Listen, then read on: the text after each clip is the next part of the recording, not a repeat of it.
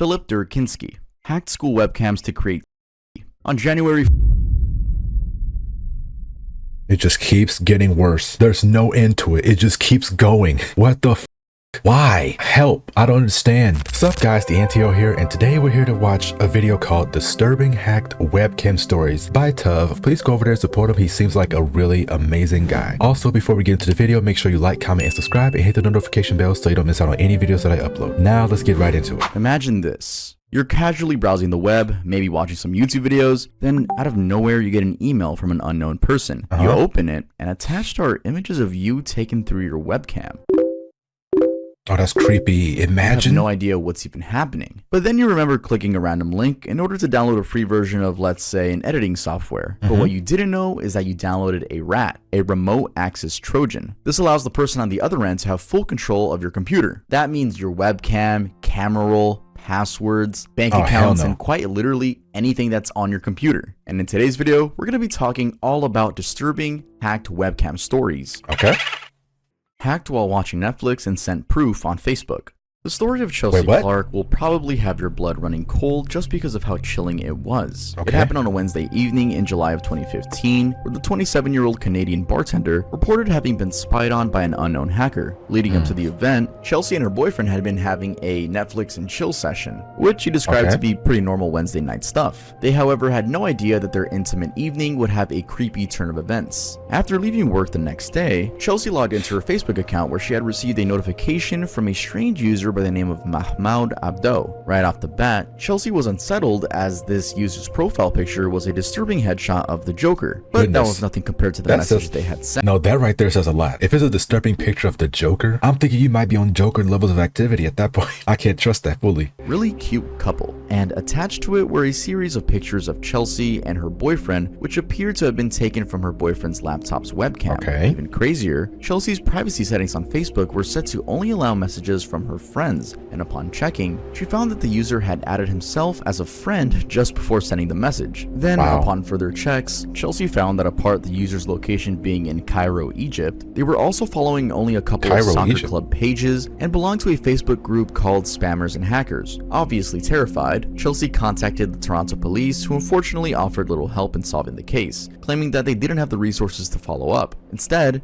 they suggested that she should simply block the user, hoping that they didn't contact her again. Desperate for some form of closure and justice, she contacted both Netflix and Facebook with no response from Netflix, and Facebook stating that the user had not gone against any of their policies. Anyway, according to Eric Parent, a cybersecurity expert, the hacker must have been someone who personally knew the couple. Either that, or it was an outsider that did their homework and understood enough about the couple. This is because of how strange the whole ordeal was, and after the webcam was hacked, the hacker conveniently found Chelsea on Facebook. Parent further explained that hacking a webcam is not rocket science and is actually simpler than we may think. Someone would only need basic tech knowledge and bad intent. However, in this case with the hacker allegedly being across the world from Chelsea and her boyfriend, remote access would have required some form of user involvement, meaning the victim would have had to click a link or open a document. Chelsea was still not convinced because her boyfriend's laptop was only ever used for gaming or streaming Netflix. As a matter of fact, her boyfriend ran a security scan on it and the results came back normal, with no issue detected. Russian hackers broadcast live feeds from UK homes. If you can access your... Apparently I heard it's really easy to hack into Facebook. I've been hearing a lot about that in the last few years, or even longer. Facebook be getting people a lot more than other apps. Although you should still stay protected on, any app, all the security you gotta do. May take a while, but at least it keeps your stuff secure and no hackers get into your stuff and expose you for things that you didn't want exposed, footage over the internet, then what's stopping someone else from doing the same? This is a question posed by Simon Rice, the group manager for technology at the Information Commissioner's office, after news erupted of a Russian website allegedly spying on people all over the world in late 2014. The website, called Instacam, was discovered to have been streaming live footage from over 250 countries. Now, if you've been watching my videos for about maybe even 3 years now, because I think in 2021 I uploaded a video, I had this little series called Disturbing Websites, where I go over disturbing websites, and I believe Instacam was in one of those videos. It's basically a website where like I just said, it's broadcasting a bunch of webcams that just have bad security. You can sort by manufacturer, country, place, city, and time zone. You ever wanted to watch live footage of a Russian hotel, a random street,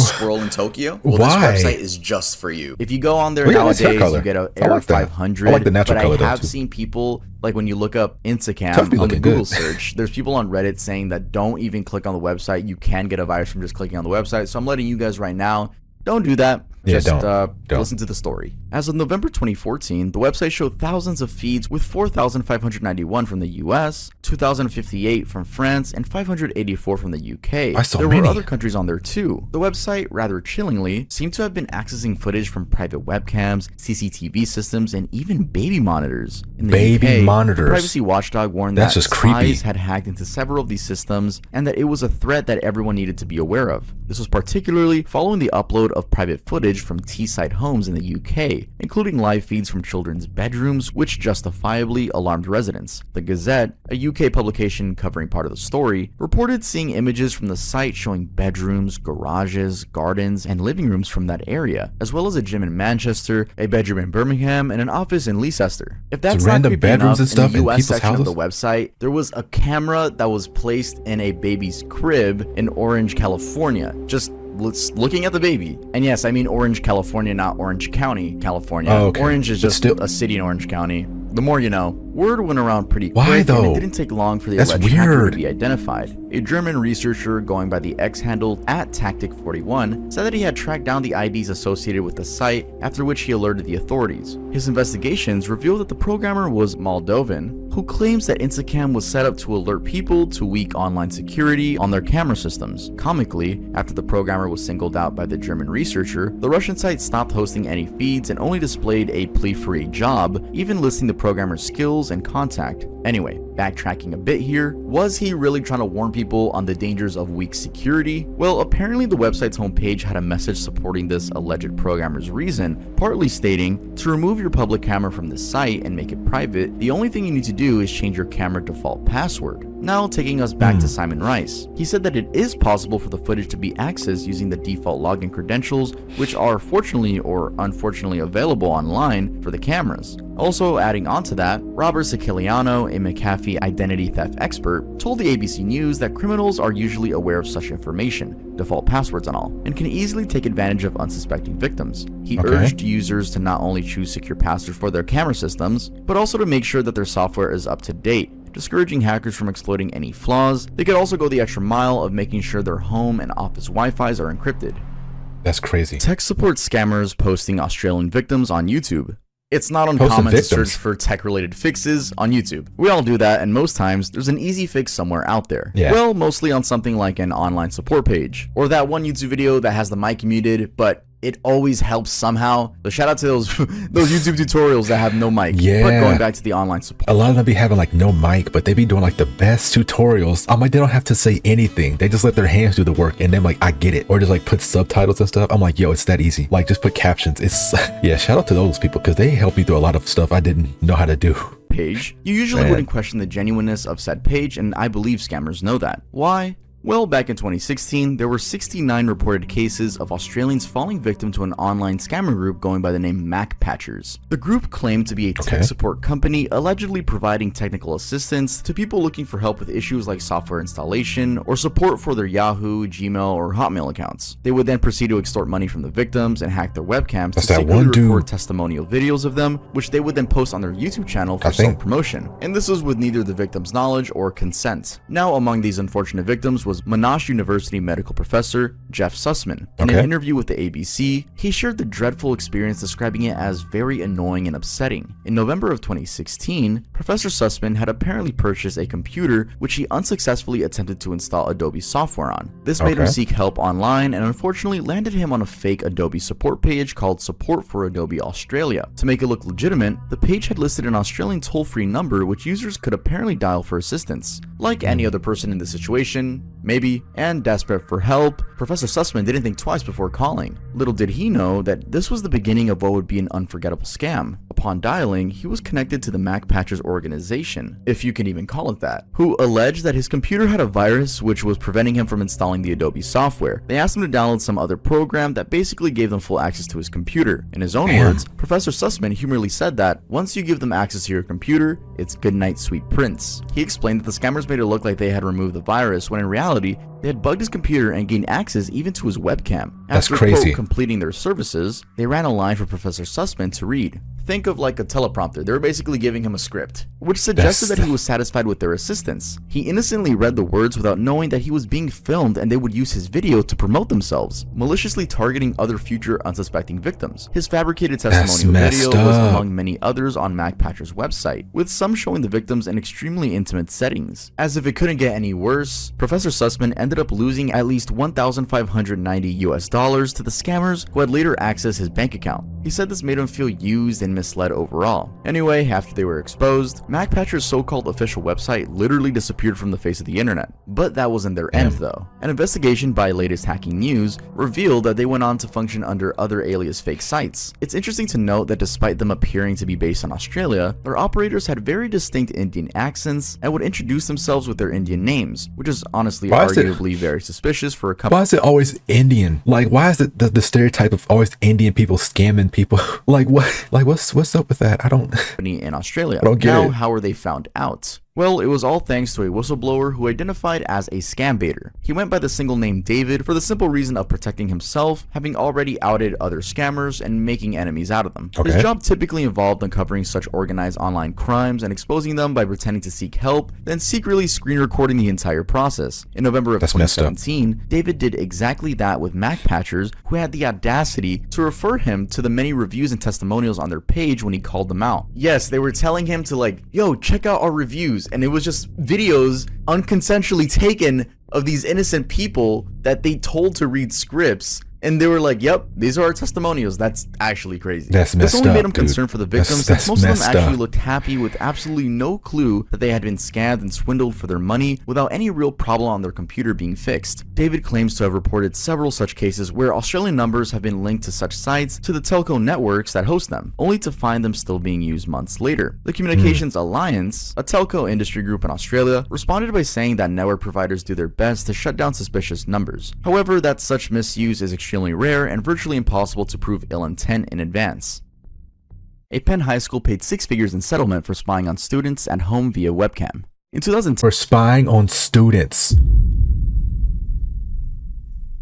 Y'all just don't know when to quit, don't y'all? Y'all just don't know when to quit. How does it get worse? the Lower Merion School District was faced by a lawsuit from a 15-year-old sophomore, Blake Robbins, who accused the district of invasion of privacy. The school had allegedly taken hundreds of photos of him secretly in a period of only 2 weeks. He and his family found out about this after he was accused of dealing drugs by one of his teachers. This was weird, as first, he was taking Mike and Ike's, the candy, and second, he was at home when he was taking the Mike and Ike's. Robbins even joked on his Facebook, a post that is no longer available, that he felt safe in his room with his computer and advising everyone that they should keep their pants on because Lower Merion was watching them. After the suit was brought up, it was revealed that the district had secretly used software to remotely activate webcams on laptops issued to students. The software, called Theft Track, was initially installed to help recover stolen laptops, and the school claimed it was within use of the software that the school's vice principal watched Robbins dealing drugs. Or I should say, quote, dealing drugs. Apparently, his laptop was suspected to be stolen, and in an attempt to locate it, a technician activated the webcam only to find him sorting out his candy. Weirdly though, the software allowed the school to capture thousands of images and screenshots without the students' knowledge or consent. These included photos of students in their homes, some of which were captured while they were asleep or in other private situations. That's weird. This footage was then sent to the school servers, after which the laptop would delete the shared files. It was programmed to do that, making sure that there was no trace of such activity on the laptop itself. It wasn't exactly clear who in the school had access to the footage, but they were evidently stored in the school servers and reviewed by the employees, as you might imagine. So you're telling me they built the laptop specifically for that purpose? This is giving me Five Nights at Freddy's vibes. You know, main antagonist built the suits in order to capture the children, and he had a device in there to allow their spirits to be binded with the suit. I'm like, you built this for the sole purpose of capturing them. You had dark intentions before you even founded the place. Like, man, and they built these laptops specifically for that? Like, if it's built specifically to deleting files so that they can't trace back who did it, then someone in that school must have access to that, and that means they must be involved in causing all this. Somebody in that school is an antagonist. I know it. Imagine that's crazy. This raised significant significant concerns about privacy violations, as there was no notification to students or parents about the monitoring capabilities of the laptops. Wait, so how'd they find out? Has it that had the school made their intentions clear from the beginning, they would have not been in all of that legal trouble. On top of the Robbins case, another student by the name of Jalil Hassan filed a second suit accusing the school of taking more than 1,000 photos of him unknowingly via his computer over a 2-month period. Speaking to CBS, Robbins said that he felt good for calling out the justice, and his mother was still in disbelief of the school's audacity to do that. The school eventually settled with the family after the scandal sparked nationwide interest. The Robbins family was set to get $175,000, their attorney was set to get $425,000, and Jalil was to receive $10,000. After all that, the Robinson family said that they were working on legislation to make webcam spying a federal offense. 8-year-old's room live. Wait. What? 8-year-old's room live streamed on a live webcam app. It just gets worse and worse. How does it just keep getting worse? How? Streamed on a live webcam app.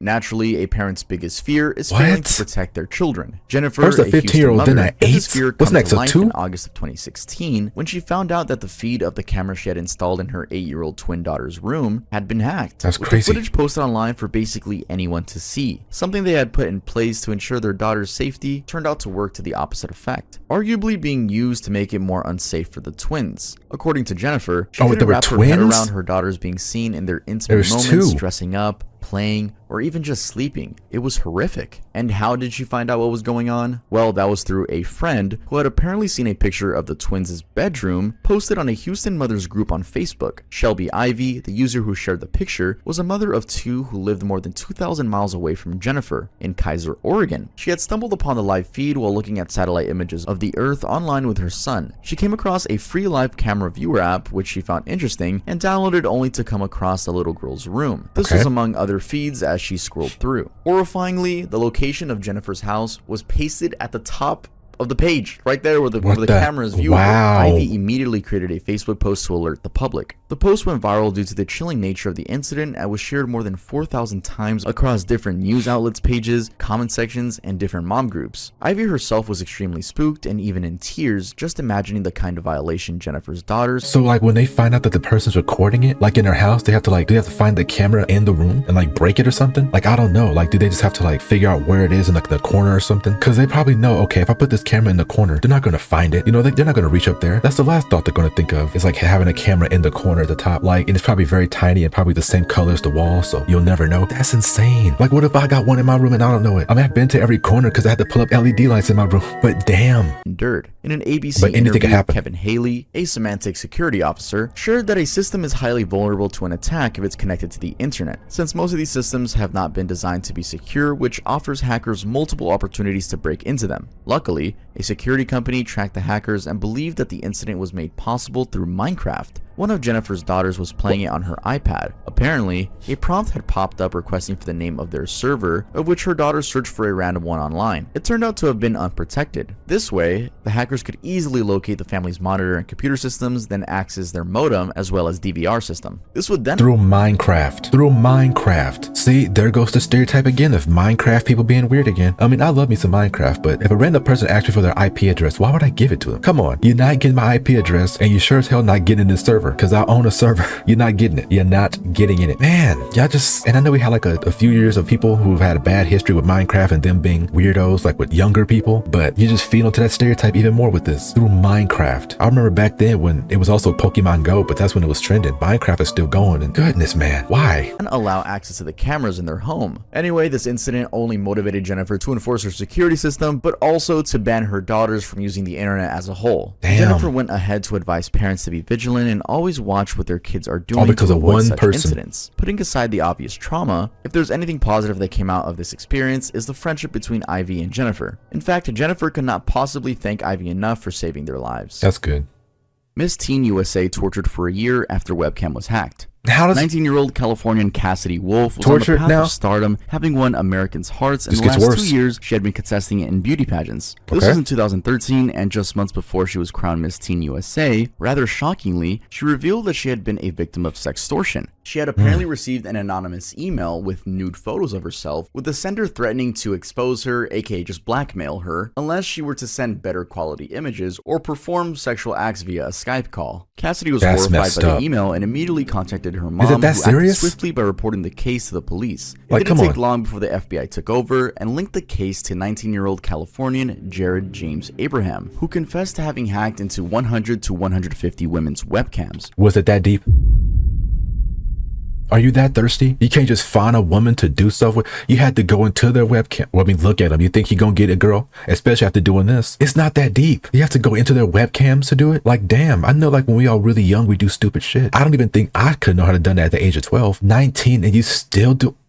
I think people just be in the house too much. I ain't want to talk, but you don't see me doing this crap. Like, come on. I'd just be trying to chill, make videos, play video games, hang with friends, game with friends, or I'd just be drawing or reading. That's all I do. But doing that is not something you should have fun with. Following his arrest, the college student pleaded guilty and was sentenced to 18 months in federal prison. It was discovered that he had used the invasive malware Blackshades to hack into these women's computers with similar demands to Cassidy's case. Blackshades can reportedly be used remotely to gain full access to the victim's computer, including accessing their webcam, logging keystrokes, accessing private information like login details, and downloading or executing files from the victim's computers. That's crazy. What's also crazy about this case is that Jared targeted young women that he already knew. He actually went to the same high school together with Cassidy, that's even worse, Great Oaks High School, and even graduated in the same year in 2012. Interestingly, being the sweetheart she is, Cassidy had mixed emotions about the incident to the point where she literally was sympathizing with Jared's situation. Speaking to CBS, she was shocked that the two were the same age and that Jared had chosen to participate in the malicious acts, practically throwing his whole life away. She felt bad that Jared had terrorized her and many other girls without realizing the extent of damage of his actions or the severity of their consequences. Despite her refusing to consent to these horrific demands, she shared that she never thought that she could have been sextorted, never thought that she could have been a victim. Overall, a sad case, but at least with media coverage, enough to be a wake-up call to the risk of cybercrime and sexual cyberbullying. This came off as particularly important in the eyes of the victims. As in an interview with CNN, Cassidy said that it was a traumatizing experience, especially because one is supposed to feel safe in their bedroom, that being their most intimate space. And after being crowned Miss Teen USA, Cassidy committed to being an advocate against cybercrime, using her story to educate other young girls across the country on safety measures when using the internet. Also, with the high rise of sextortion cases at the time, the US government also made attempts at educating the public, issuing advice to computer users to do things like use passwords that are difficult to guess, avoid opening unverified attachments, to always use reliable antivirus software with updated definitions, as well as covering their webcams when they're not in use.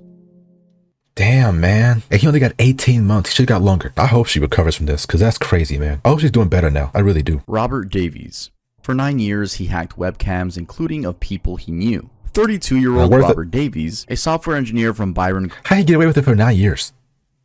Colwick and Nottingham, hacked into women's and children's webcams over a period of nearly 9 years. Of course, it's children. From 2010 to 2019. I mean, women's bad too. He did this using remote access Trojans, aka rats, and other malware tools. The goal? Well, just to simply spy on his unsuspecting victims. As per the reports, these remote access Trojans enabled him to remotely control the webcams of his targets, which then allowed him to capture private and intimate moments. And just to explain more on the modus operandi, he gained access to his victims' devices by disguising malware and URLs that he sent through fake social media and messaging profiles. He basically tricked people into downloading the spyware. He also catfished some using a fake Skype account where they believed they would indulge in suggestive sexual conversations with women. In total, it was discovered that he had victimized more than 30 women, one of them being a vulnerable young girl who was only 11 years old. Bizarrely, the girl later shared that in the 2-year quote relationship that they had, he was the only one who would tell her. Wait, how old was she?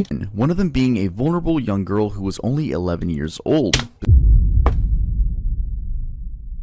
11. What? 11. That's crazy. The last dude, he spied on 2 girls that were 8. This dude spied on 11-year-old and multiple women who were of age. That's not that's both bad. But still, they're like, that's crazy. 11. Bizarrely, the girl later shared that in the 2-year quote relationship that they had, he was the only one who would tell her she was beautiful at her worst. And that, people, is called grooming. Anyway, Davies also collected indecent images, some of which involved children, and kept a massive database of stolen content. One of his victims, Miss Coleman, reported that there was an image of her and her partner in their bedroom which was extremely personal and private. Another woman said that Davies' behavior was extremely creepy. And as if it couldn't get any creepier, Davies was found to be in possession of one woman's data and an image of her lying on her bed holding up her underwear. That's crazy. What'd you expect though? I mean, look at how he looked. You think someone like him is going to get a woman acting like this and looking like that? Probably not. I mean, come on. I bet you was going after like really attractive women too. Like ones he knew he couldn't get, like 8s and 9s or 10s out of 10. You know, he'd go for the ones he really want to go for. Like the it's too good to be true type of man. Like what the fuck, man? Claimed to have only shared that with her partner. Now, this streak wouldn't last forever as his crimes came to light after being identified as a customer of WeLeak Info, a site that used to sell login credentials obtained from data breaches. This was before it was seized by the FBI and the National Crime Agency after multiple arrests between 2019 and 2021. Davies pleaded guilty to 24 offenses under the Computer Misuse Act, along with charges for possessing indecent images of children and voyeurism. He was sentenced to 26 months in prison in 2021. At the Nottingham Crown Court, he was sentenced to 2 years and 2 months in prison. That's it? Alongside the prison sentence, Davies was placed on the sex offenders registry, issued a 10-year restraining order, and given a sexual harm prevention order. Judge Julie Warburton told the court that because of Davies' actions, victims had been left feeling violated and that the extent of the damage caused was immeasurable. Following his sentencing, an operations manager from the NCA's National Cybercrime Unit, Andrew Chirac, said that with the severity in Davies' case, he had ultimately unlocked what could only be described as a cybercriminal's toolkit.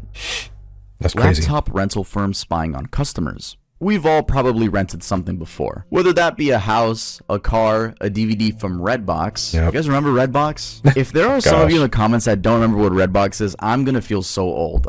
Come on, guys, please remember what Redbox is. Remember Gamefly? You guys remember Gamefly? I never used Gamefly. I just saw commercials about it. Yeah, I never did those either. Existed. But anyway, when you're renting something, obviously there's the risk of losing it. But what if I told you that there was another risk? Being spied on. A Wyoming couple, Crystal and Brian Bird, claimed to have fallen victim to this after renting a laptop from Aaron's, a popular furniture and electronics rental company. They only found out about this after the store's manager made an unexpected visit to their home in December of 2010, after incorrectly assuming that the couple went against their renting agreement. With him, the manager had a picture of the couple unmistakably taken from the laptop's webcam. The Birds were outright upset because of this invasion of privacy, which led them to sue Aaron's in 2011. Their claim was that the company's rental computers were equipped with software that allowed them to track keystrokes, screenshots, and even webcam images without the customer's knowledge or consent. The lawsuit alleged that Aaron's used this information to monitor customers' activities, including their personal and private lives. The case sparked significant controversy and led to investigations by the Federal Trade Commission, which then, rather shockingly, discovered not one, not two,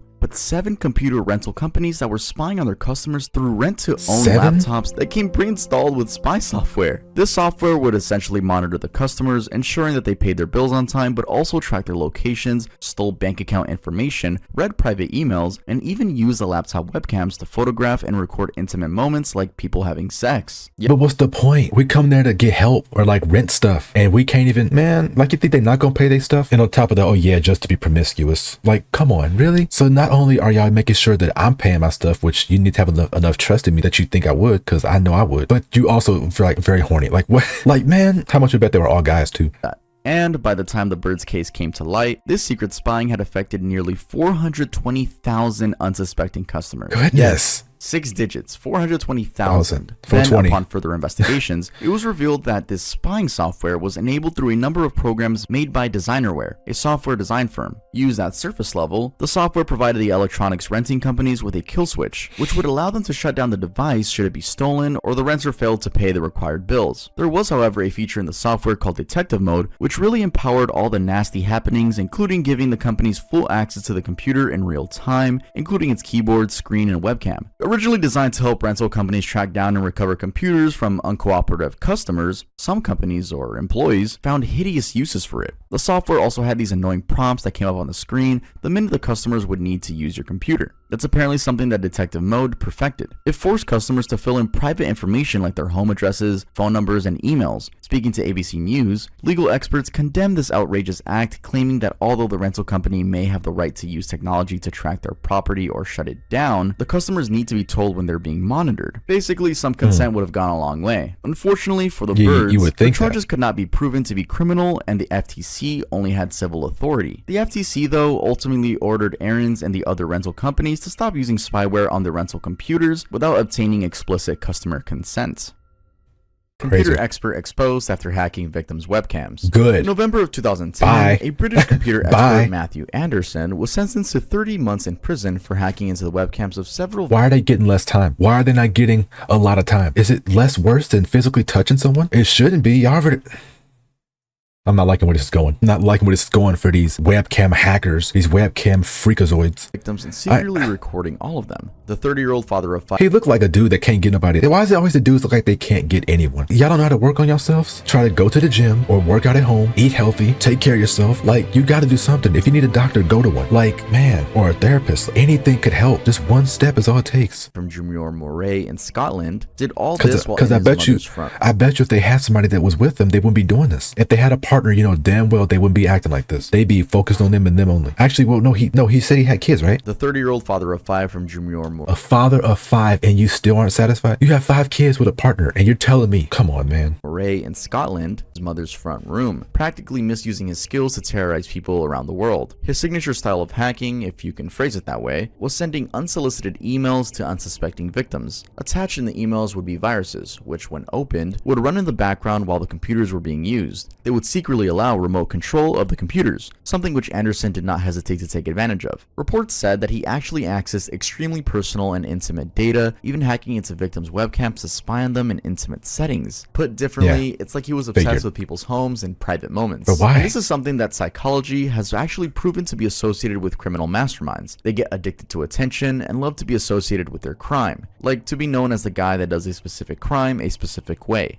Anderson was no exception. Anderson was caught after a Scotland Yard investigation discovered that he had been part of an international gang that was notorious in cybercrimes. He was described to be part of this top-end international hacking community by prosecutor Hugh Davies, with emphasis on top-end due to the level of sophistication of his crimes. Now, extremely unsettling is that among some of the files found on his computer included images of a young girl in her school uniform, a family photograph of a mother and her newborn baby in the hospital, and intimate pictures of sexual nature. For reasons... What is wrong with this dude? Why? In the hospital too? Like, yeah, she get in trouble for the little girl or the little kid or whoever. You said nope, the hospital. I bet you got a video of her pushing the baby out too. I bet you got a video of everything that happened. Like, this dude, what?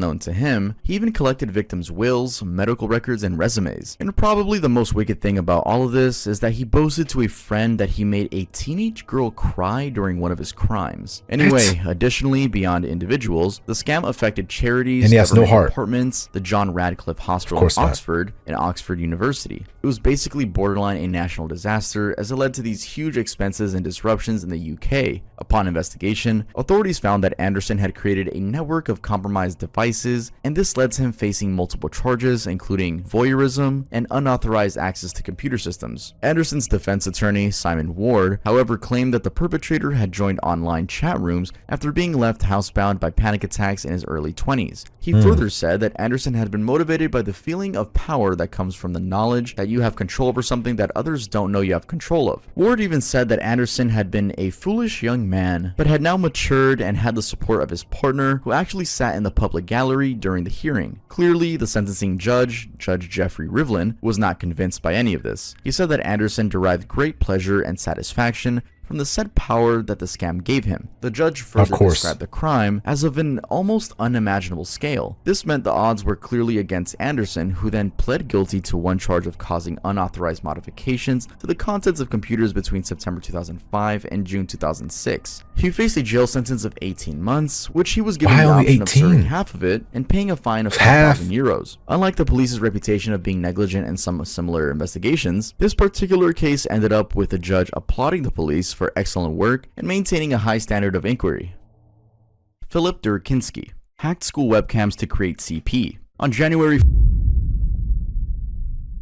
It just keeps getting worse. There's no end to it. It just keeps going. What the fuck? Why? Help. I don't understand. I don't... 4th of 2017, Case Western Reserve University in Cleveland, Ohio, found out about an infection on more than 100 of its computers. Yes, 100. That's How? Crazy. Well, it was all thanks to an unnamed third party who apparently came across the issue and made a report. Actually, this case... Why he look like he about 16 and 30 at the same time? Like he looks so young, but so not. This was taken quite seriously, even seeing the university work together with the FBI, who revealed that the systems had actually been infected by the malware for years before the discovery. They also linked the malware to a CWRU's alumni, a man named Philip Durkinski, who had developed it for reasons only known to him, aka he's a pervert. He had later named the software Fruitfly. And before we get into the risks that Fruitfly posed, there was quite a bit about Durakinski beyond the fact that he was arrested on January 25th of the same year for involvement in the malware. For instance, on the question of who is Philip Durakinski, his friends described the northeastern Ohio resident as an awkward kid throughout his schooling life. He was apparently particularly active in co-curricular activities, such as the computer club in high school, astoundingly winning a programming competition in both 2005 and 2006. He also later joined CWRU for college, where he was set to graduate with a physics degree. Durakinski allegedly hacked into his high school computer systems, although not proven, and while at CWRU, he was accused of cracking passwords on a CWRU network. Following his arrest in 2017, a local law enforcement representative confessed that Durakinski was very well known to the authorities. Clearly, his reputation sort of preceded him. To add to that, the authorities claimed that the then 28-year-old had run a 13-year-long scheme from 2003 to January 20th of 2017 that infected multiple computers with the Fruitfly malware. If you do the math correctly, this dude had been at it since he was 15 years old. That's crazy. Circling back to Fruitfly's risks, it targeted Mac computers, allowing Durakinski access to users' cameras and microphones, which enabled him to record both video and audio. He was also accused of using the malware to steal personal information such as login credentials, tax records, medical records, photographs, and banking records, among many other details that anyone would have dreaded if they were exposed. What's even more shocking is that while he secretly spied on his victims, the malware alerted him when a user typed pornographic words. It's not clear how he used that to his advantage, but I'm gonna guess it's because he wanted to know what type of freaky stuff his victims were into. Now with the severity of these allegations, it took nearly 7 years for Durakinski to be charged. He faced a 16-count indictment quite recently, on December 7th of 2023. Judge Solomon Oliver, however, ruled that the guy was unfit to stand trial because of his autistic spectrum. It's interesting to note that both the defense and prosecution in this case agreed with the ruling, but Durakinski himself wasn't happy with how the case had been handled. This sparked online debates where some sympathized with him and agreed with the ruling, while others believed that Durakinski had full understanding of the damage he was causing, whether diagnosed with autism or not.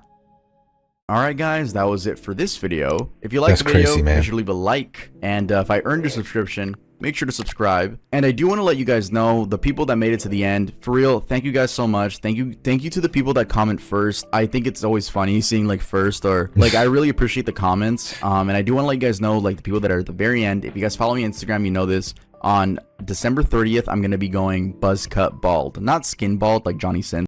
What? You better not cut off that pretty hair. But damn, man. That's just crazy, man. Those people, like, what's the point of hacking into their webcams? Like, are y'all that down bad? No, but Tuv is pretty cool, though. Like, yeah, go over and subscribe to Tuv. He's pretty cool. But yeah, moral of the story is, just don't be creepy online. Don't hack into people's webcams. Just take care of yourself. Do better, you know, and don't do that. That's going to be it for this video. Like, comment, and subscribe. You know, all that good stuff. Also, I hope those victims are doing much better now, because that's just crazy. Keep it chill, and until next time, peace out.